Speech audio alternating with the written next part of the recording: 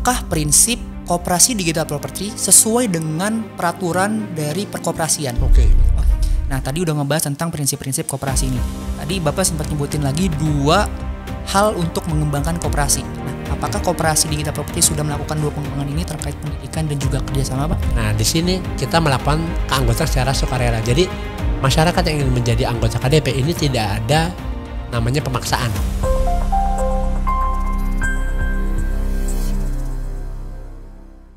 Halo semuanya, senang sekali Minkop bisa menyapa semuanya pada hari ini dengan energi positif yang bisa Minkop berikan kepada Kopers yang menyaksikan segmen pada hari ini. Di kesempatan kali ini Minkop lanjut di segmen KDP Talks dan dihadiri lagi oleh sosok pengawas koperasi digital property dan CFO dari Property Group. Kita sambut, ini dia Bapak Haidir Abi. Selamat siang Bapak. Oke, selamat siang. Apa kabar Pak?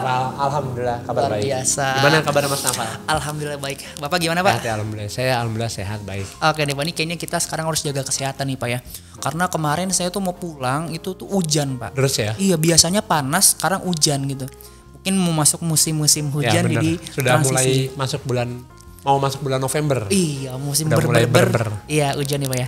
Oke, karena kita kemarin sudah membahas mengenai apa itu koperasi digital property dan termasuk jenis koperasi apa. Sekarang kita akan membahas nih Pak, apakah prinsip koperasi digital property sesuai dengan peraturan dari perkoperasian? Oke. Nah, kalau boleh tahu nih Pak, ada nggak sih Pak undang-undang yang mengatur tentang perkoperasian Pak? Jadi gini, kalau misalkan kita mengacu undang-undang, itu ada tuh undang-undang tentang koperasi. Oke. Itu undang-undang nomor 25 tahun 1992. Oke, baik. Nah, di situ ada juga pengaturan tentang prinsip koperasi. Oke. Di pasal 5. Oke, pasal 5 ya Pak pasal ya. 5. Oke. Dan prinsip koperasi itu ada 5 poin, Mas Nafal. Oke, boleh 5 dijelasin poin. Pak, boleh dijelasin. Yang pertama adalah keanggotaan bersifat sukarela dan terbuka.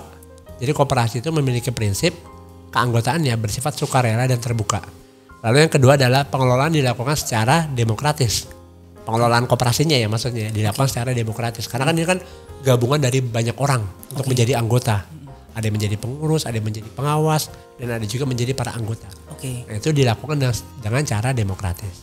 Lalu yang ketiga adalah karena semua anggota itu memberikan simpanan, ini pasti ada yang namanya imbal hasil. Imbal hasil. Nah, imbal hasil ini dilakukan secara adil dan sebanding dari modal yang telah ditempatkan oleh para anggotanya. Oke, adil dan sebanding Betul. ya Pak ya. Lalu yang keempat adalah pemberian balas jasa terhadap modal itu sendiri yang sudah dilakukan oleh para anggotanya. Dan prinsip yang kelima teman-teman yaitu adalah kemandirian. Kemandirian. Bagaimana koperasi ini mengajarkan kita untuk berprinsip kemandirian. Oke. Kalau selain dari prinsip koperasi itu ada nggak sih Pak faktor-faktor pembantu untuk menerapkan dan menegakkan prinsip koperasi tersebut Pak? Jadi gini, kalau untuk ke depannya itu koperasi itu juga harus melakukan pengembangan ya. Oke. Yang pertama adalah dalam bagaimana koperasi ini melakukan pendidikan tentang pengkoperasian. Oke, pendidikan perkoperasian. Ya, karena kan mungkin banyak masyarakat yang hanya tahu sebagian tentang koperasi. Oh iya. Nah, oleh karena itu dibutuhkan adanya edukasi kepada masyarakat tentang apa? Tentang pengkoperasian itu sendiri. Oke. Lalu yang kedua adalah penambahannya adalah bagaimana koperasi ini bisa melakukan kerjasama antar koperasi. Oke gitu. Nah ini saya penasaran nih Pak, biar jangan Kopers, para audiens dan pemirsa ini nih menyaksikan dan juga memahami bagaimana sih setiap dari prinsip koperasi itu sudah diterapkan oleh KDP atau belum, boleh dijelaskan Pak, breakdown lebih dalam lagi. Baik Mas Hafal. Oke. Oke, saya jelasin satu persatu dulu ya. Oke, baik Pak. Yang pertama adalah bagaimana KDP ini atau koperasi digital property ini keanggotaannya bersifat sukarela dan terbuka. Oke. Jadi di KDP ini kami itu sudah membangun atau sudah membuat platform dan aplikasi. Oke. Nah, di sini kita melakukan keanggotaan secara sukarela. Jadi masyarakat yang ingin menjadi anggota KDP ini tidak ada namanya pemaksaan. Yuk kamu harus masuk menjadi anggota KDP gitu. Oke. Nah, kita melakukan secara sukarela. Emang kita melakukan pengajakan gitu ya. Oke, pengajakan. Dan kami juga bersifat terbuka. Karena kami sudah membuat aplikasi, platform, tentu semua informasi tentang KDP kami sampaikan melalui aplikasi kami dan melalui platform kami. Oke. Dan di sisi lain kita juga memiliki beberapa channel media. Oke. Mungkin Mas Hafal bisa mengecek di Instagram, lalu juga ada di YouTube gitu ya, dan ada di platform itu sendiri. Bagaimana kami menyampaikan tentang KDP ini, kegiatannya, lalu juga bagaimana apa yang sedang dilakukan oleh KDP. Nah, itu kami sampaikan semuanya melalui aplikasi dan melalui sosial media. Oke, baik. Nah, prinsip yang kedua adalah pengelolaan dilakukan secara demokratis. Oke. Gitu ya. Setiap anggota yang bergabung akan mendapatkan sisa hasil usaha. Tadi ya kan koperasi ini kan gabungan dari para anggota. Nah, satu anggota itu memiliki satu suara. Oke. Gitu, sehingga kita di sini melakukan musyawarah demokrasi. Jadi tidak ada yang namanya sepihak gitu ya. Karena di sini semuanya memiliki suara. One person one vote gitu ya. Oke. Dilakukan secara demokrasi. Lalu kemudian setiap anggota yang berkontribusi terhadap kegiatan koperasi akan mendapatkan margin imbal jasa sesuai dengan syarat dan ketentuannya. Oke.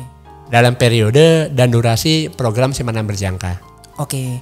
Berarti kalau misalkan kan di sini di poin 2 ini pengelolaan dilakukan secara demokratis. Jadi setiap anggota itu punya satu suara, satu orang yang sama. Kemudian ketika dia melakukan suatu usaha gitu ya, dia mendapatkan hak. Misalkan nih dijelasin juga nama Pak Bin ya, bahwa ada periode atau durasi program yang dirasakan manfaatnya dan juga marginnya yang sama gitu ya. Betul. Oke. Jadi kita nggak membeda-bedakan anggota Mas Naval ya. Oke, berarti semua setara ya Pak ya untuk anggota itu ya. Oke, baik Pak. Boleh lanjutkan lagi Pak. Poin selanjutnya Pak. Oke. Jadi nomor 3 adalah pembagian sisa hasil usaha itu dilakukan dengan adil sebanding terhadap modal yang sudah disetorkan atau ditempatkan gitu Mas Naval ya. Oke. Dan pemberian balas jasa terhadap modalnya itu sendiri. Oke. Kan gitu. Nah, yang pertama adalah sisa hasil usaha dari anggota itu bisa didapat dari 2 hal. Oke. Yang pertama sisa hasil usaha itu dari simpanan wajib dan simpanan pokok. Oke. Ya, ini di mana nanti di akhir tahun tutup buku itu koperasi itu melakukan RAT. Dan di RAT itu ada yang namanya sisa hasil usaha. Oke. Dan nanti setiap anggota itu mendapatkan imbal jasa dari simpanan pokok dan wajib itu berdasarkan apa yang sudah dia tempatkan. Oh, gitu. Kan misalkan saya misalkan udah menjadi anggota 1 orang, berarti nanti saya dibagi terhadap 1 orang gitu. Oke. Nah, berbeda dari sisa hasil usaha atau imbal jasa yang bersumber dari simpanan berjangka. Oke, simpanan berjangka. Nah, kalau simpanan berjangka itu dalam periode tertentu itu mendapatkan imbal hasil yang lebih baik lagi kemungkinannya seperti itu. Oke, baik. Kalau saat ini kan Koperasi Digital Property memberikan penawaran imbal hasil usaha itu di 7%. 7%. Nah, itu nanti di luar daripada sisa hasil usaha koperasi tersebut Mas Naval. Oke. Gitu. Oke, baik. Jadi kesimpulannya yang poin nomor 3 ini adalah SHU berdasarkan dari anggota yang udah bergabung, simpanan wajib dan simpanan pokok. Dan SHU berdasarkan imbal jasa yaitu simpanan berjangka ya Pak. Ya, betul Mas Naval. Oke, dilanjutkan Pak ke poin selanjutnya nih Pak. Bagaimana anggota ini melakukan secara mandiri, bagaimana dia mempelajari koperasi itu sendiri, mempelajari koperasi digital property sesuai dengan kebutuhannya. Oke. Nah, nanti dari situ tentu anggota mendapatkan informasi secara penuh tentang koperasi, tentang KDP. Nah, nanti dari situ akan mendapatkan manfaatnya seperti itu. Oke, berarti kemandirian berarti anggota ini harus lebih mandiri terkait mendapatkan informasi, mendapatkan edukasi, dan itu harus bertanggung jawab atas kebutuhan dan keinginan dari anggotanya untuk lebih berkembang terkait ilmu koperasi dan juga finansial ya Pak ya. Nah, tadi udah ngebahas tentang prinsip-prinsip koperasi ini. Tadi Bapak sempat nyebutin lagi 2 hal untuk mengembangkan koperasi. Nah, apakah koperasi Digital Property sudah melakukan 2 pengembangan ini terkait pendidikan dan juga kerjasama Pak? Oke.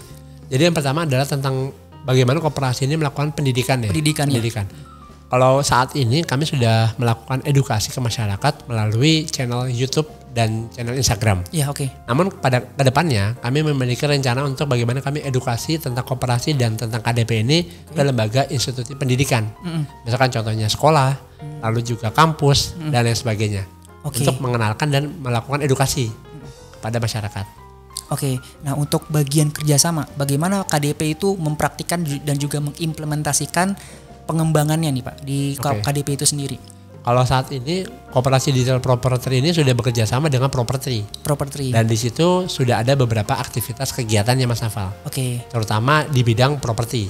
Kan contohnya adalah bagaimana KDP ini turut kontribusi di pembangunan villa. Atau pembangunan rumah. Oke. Lalu juga berkontribusi di interior.